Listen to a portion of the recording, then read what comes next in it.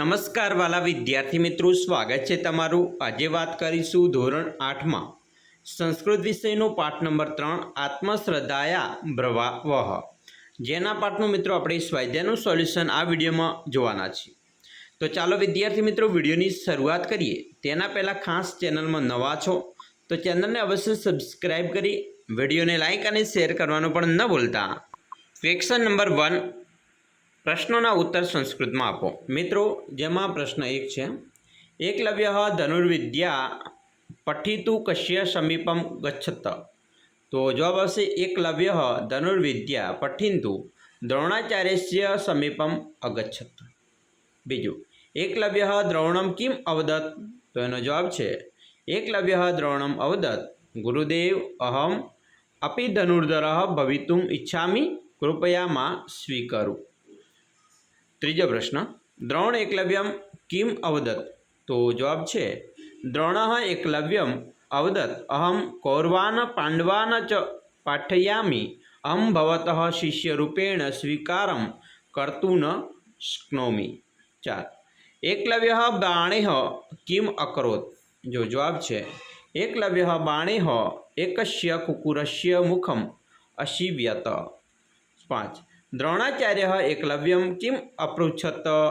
જવાબ, દ્રોણાચાર્ય એકલવ્યમ અપૃચ્છત કહ તવ આચાર્ય।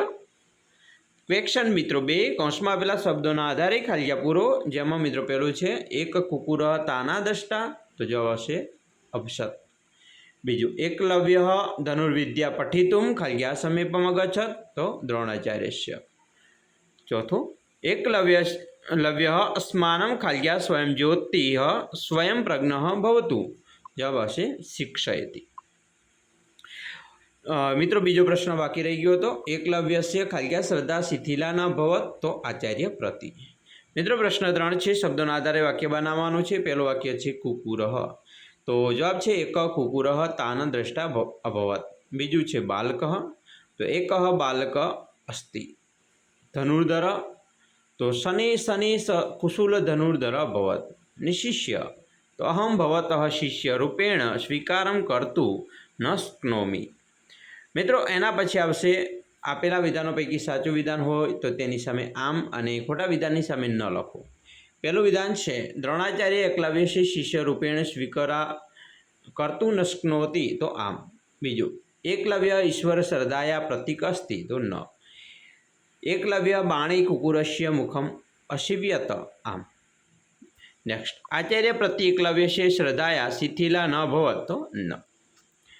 મિત્રો ક્વેશ્ચન 5, ઉદાહરણ દર્શાવ્યા પ્રમાણે કૌંસમાં આપેલા ધાતુના રૂપો બનાવી ખાલી પૂરો। જેમ કે સહ અધ્યાપકમ ખાલી છતિ, તો ભૂ, તો જવાબ આવશે ભૃતુમ। એટલે કે પૂરું વાક્ય છે સહ અધ્યાપકમ ભૃતુમ ઈચ્છતિ। એના પછી બીજું છે એમાં ખાદનો ઉપયોગ કરીએ તો અહમ રોટિકા ખાદતુમ ઈચ્છામિ, અને ચલનો ઉપયોગ કરીએ તો ભવાન ઉદ્યેન ચલતુમ ઈચ્છતિ વા। તો આવી રીતે તમે પણ મિત્રો સોલ્યુશન છે એ તમારા સ્વાધ્યાયન પોથીનું કરી શકો છો। આશા રાખીએ છીએ તમને આપણા વિડીયો ખૂબ જ ઉપયોગી નીવડશે, અને ખાસ વિડીયો ગમે હોય તો લાઇક શેર અને સબસ્ક્રાઈબ કરવાનું પણ મિત્રો ન ભૂલતા।